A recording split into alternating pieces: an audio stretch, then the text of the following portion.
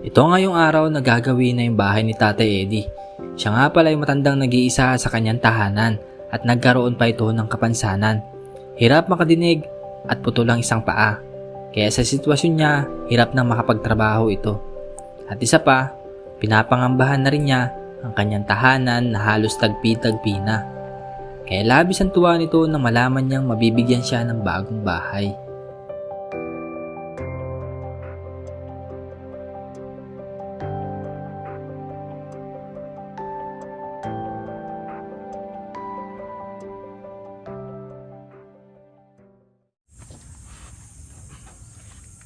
So magandang umaga mga babayan at nandito na tayo sa bahay ni Tatay Eddie para simulan na po yung babahay para sa kanya. At yun, kasama natin si Tatay Rene at sisimulan na po namin ngayon para kahit paano ay may nagiging progress sa aming gagawin. Habang hinahanda namin ng mga materyales, si Tatay Eddie ay nanonood at mukhang gusto rin tumulong. Kaya sabi ko na lang sa kanya na dyan ka na lang tay at kami na lang po ang gagawa. Maya-maya nga lang ay kwento ni Tatay Eddie anong nangyari nung time na may bagyo na halos lipa rin daw ang bahay niya. Kaya iniisip niya kapag nasira ito ay wala na siyang ipagpapagawa rito dahil daw talagang mahuna na ito at puro anay na rin daw kasi ang ilalim ng kanyang bahay. Kaya talagang laking pasasalamat niya rin na siya ay mapapatayuan ng bagong tahanan. Pero kung hindi raw talaga siya naputulan ay tutulong rin daw siya.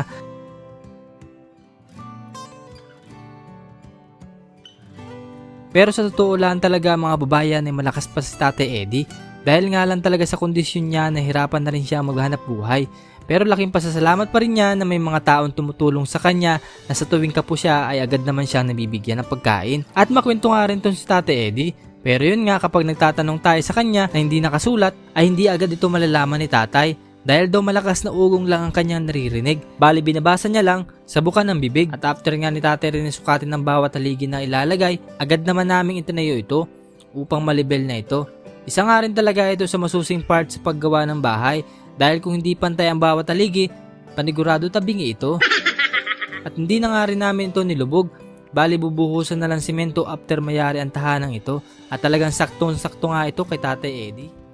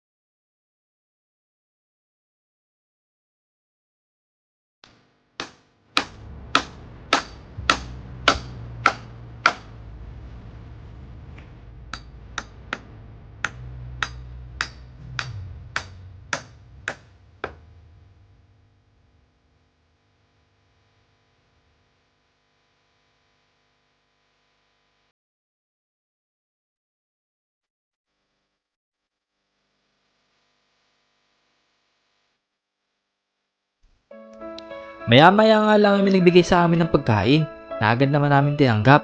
Aba mahirap na tumanggi sa grasya. Ay nalapit na. Maraming salamat po. At sinunod na nga rin namin ang paglalagay ng sahig. Bali nga pala kwarto pa lang ito ni Tatay Eddie. Ika nga ni Tatay Eddie ang lawak naman ng kwarto ko. At saka pala maglalagay kami dito ng sunggab para sa magiging kusina niya. At since maputik dito, lalagyan na rin ito ng simento at marami pang ang plano. Kaya focus lang muna tayo dito para hindi tayo mainit. At labis rin po ako nagpapasalamat sa ating sponsor na lagi nakasuporta sa ating misyon, kay Ma'am Betty. Maraming salamat po. God bless you po, Ma'am. At sa mga nais po magpahatid ng tulong para kay Tatay Eddie, mag-message lang po dito sa Renvlogs. Any amount po yung malaking tulong po para kay Tatay Eddie at huwag nyo rin pong kalimutang i-share itong video dahil napakalaking tulong na po nun mga kababayan. At isama nyo na rin po ang pag-subscribe sa aking YouTube channel na Renvlogs.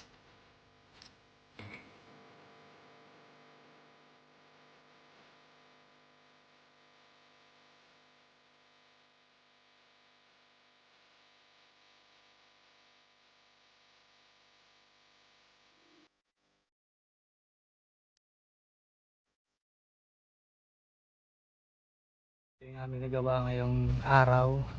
Ayan, so hapon na rin at papahinga naman muna. So kamustahin muna natin si Tatay Eddie kasi habang ginagawa namin itong bahay niya ay nakatingin lang siya. Siguro hindi siya makapaniwala na ginagawa na namin yung bahay niya. Matagal na niyang pinapangarap. So ngayon ay tinutupad lang po natin ngayon, no? So tara, kausapin natin si Tatay Eddie at kamusta. Kumusta? Kamusta? Kamusta kayo? Ikaw? Kumusta po ako? Kumusta? Kamusta ka? Ano masasabi po sa bahay mo? Salamat po naman sa inyo. Kaya po sa akin, talagang wala po. Tila sa inyo at salamat. Maraming salamat sa tanong sa akin. Masaya ka. Masaya ako. Masaya ka. Yun. Dahil. Masaya ako at pinagawa ko ng bahay. Yan lang po at maraming salamat po sa inyo. Pagkakatanungin niya, sulat na pagkakatanungin mo nila. Kaya pa, nakilimot nga niya pa. Kung kailangan ugong ay, yung ugong lang gusto ko maalis ay. Kaya ang aking boses ay pa na. Kaya lang na sipon. Ang hangin wala na, baksak na. Ano tay? Pagka maghanap ka kapag asawa. Ano ako asawa? Ha? Oo, parang pagka maghanap ka kapag nag-asawa ka, ay siya sa ari pa. Ito.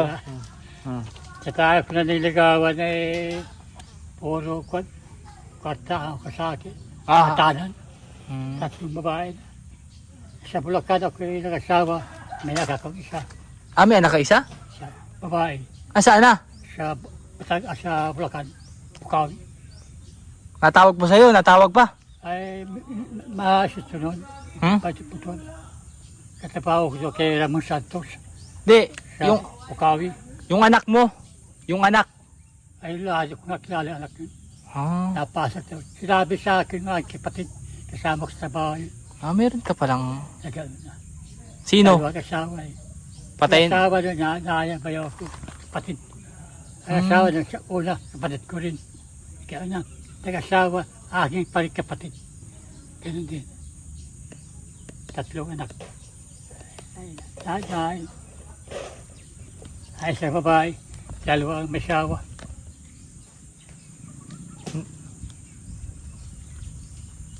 Huli lang ako lubos ay. Marami akong pagpapalit ay wala. Kalalayo. Sa Saudi, Cavite. Ito? Tatanong.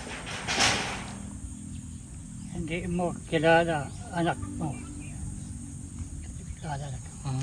Napasok daw yun. Sabi lang yung aking kapatid. Mga kanyan, mga Morales daw yun. Apelido. Kasama ko sa pagtrabaho yun. Sleeping pa kami. Hindi ka pa bingi. Ay malakas na rin nun. Para pumalublak. Trabaho ko, 7-2. Ay ilang taon na, di lang 10 taon. Mga 20 taon. Dalaga na. Dalaga. Ay wala kayo, wala. Ilang taon na. Kung yung tiyuhin, tinago. Tinago. Karting yata, purita, pangalan yun. Mga kilala.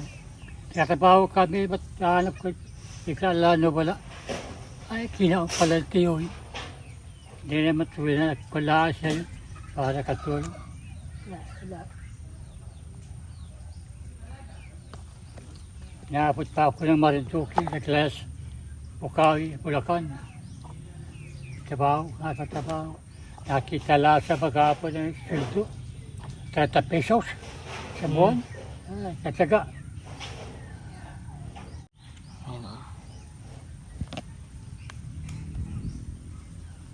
Bakit natuto? Naputol. Naputol. Bakit naputol? Paa mo. Appendix. Appendix. Appendix. O, akala mo ito kain tubig. Eh, naman kasi. Eh, ito wala na. Ito yung nangitim na ito. Di man. Appendix. Sa Kalapan. Oh? Diabetes. Yun. Diabetes. Ah, Ito? appendix. Ah, diabetes. Natawag kayo appendix. Appendix. Kasi, kala mo kain tubig. Napay na ka sa, di man nakakuha. Gilik. Ito? Hinag ko pa, gilik. Kaya yung aking mga kuha kasama na palaganon sa paa. Ito? Diabetes. Diabetes yan. Kaya naputol. Salapan. Gastos. 20,000.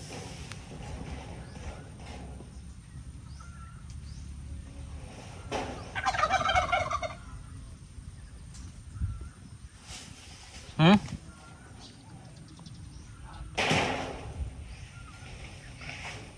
Taas sa sugat mo. Ikaw?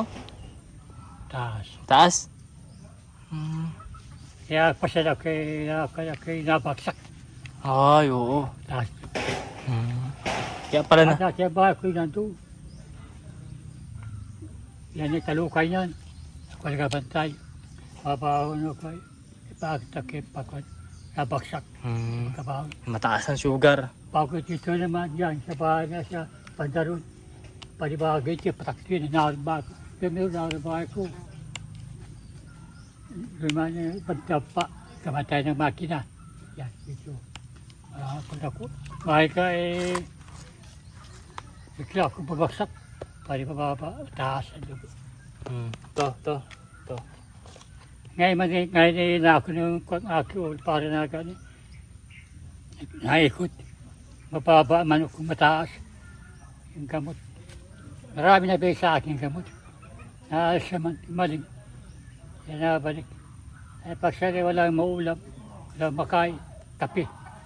Wala man. Kakapasalita ako pero pag ako atalungin. Gusto mo makita ang anak mo. Hindi na. Hindi na. Ayaw kung nasaan na yun. O, nasaan na. Alam mo ilang taon, kailangan 20 taon. Ito nga 10 taon ito eh. Pagkaputol. O, sa Bulacan ako, tagal pa. Kailangan 20 taon. Ika ng Marinduque. Sa Wawa ako nakatira. Ay pa, kaya ko palaslayas. Kano nga aking mga tiyahin. Wala na yung mga pagsawa. Ganun na lahat. Patay na. Tiyahin. Matalong asawa yung aking may. Tatalog kayo magkapatid. So sa dati sa may Alabang yun. Kapatid ko dito. Bukawi. Tabiti. Wala din wala. Matagal na ilang taon yun. Sa Kakawan. Anak pala anak noon. Nandun na, nakatira yun. Dati sa may lumay nakatira yun. Nakasama kami. Nagtrabaho sa kwan. Nagtrabaho yan. Dito? Kapatid mo? Kapatid? Dati ito kasi sa may lumang bahay niyan. Dito? Wala? Kapatid. Wala. Mabuhay pa yung kapatid ko. Saan? Isa. Nasaan? Cavite. Ah, Cavite. Yung asawa niya wala na. Ilan? Dalawang magpatid dyan. Para sa may asawa na. Nag-asawa yan. Kung alam nag-asawa yan eh.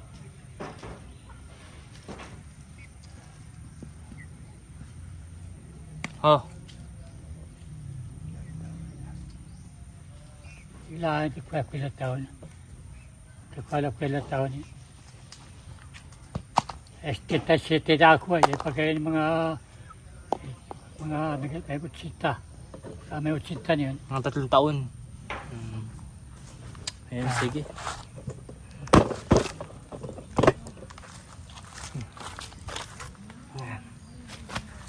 So yung mga kababayan, Lalo po siya. oh, wait lang. So mga kababayan, at yan nga, nakakwento sa atin yung buhay ni Tatay Eddie. So napagalaman din natin na yun nga, meron daw siyang anak na isa. Pero simula una, hindi niya nakita. Yun, so ngayon lang natin nalaman sa pagtatanong natin, paggamit ng ating whiteboard. Ay, maraming salamat po sa inyong panonood dito sa aking page na Ren Vlogs. At sana suportahan niyo po kami sa aming ginagawa. At yun si Tatay Eddie. At konting kaimbot na lang ay magkakamera na siya ng panibagong tahanan na maayos at hindi na kailangan mangamba pa pag may bagyo. Maraming salamat po naman sa inyo. Aking masasabi.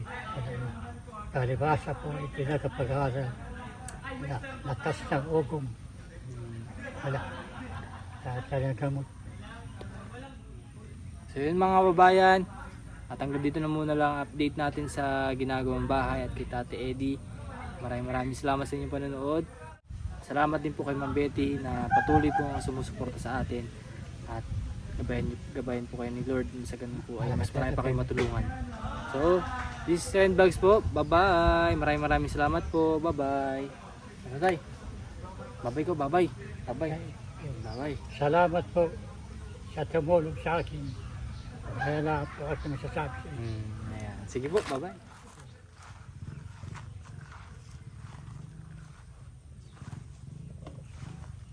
Ayan, so mga babayan, at ito yung pinakang kwarto ni Tatay Eddie. Ayan. At dito magkakameron siya ng kusina niya. So parang ganun po sa pinakang kusina niya na merong maliit na bubong. So dito yan sa gilid para hindi na namin lalagyan ng yung pinakang taas o panggirahan. So parang lutuan na lang din sa ilalim para sa ganun din na siya mahirapan tumayo. Ayan. So abangan nyo rin po yung pinakang result nitong bahay ni Tatay Eddie. Oh. Tatay Eddie, oh. Hindi na makapagantay na matulugan yan. Oh, siya. Di ba? Matibay yan, matibay. Matibay. Tay, wait lang, sulat natin. Salamat naman. Kay mayayari pa rin bahay.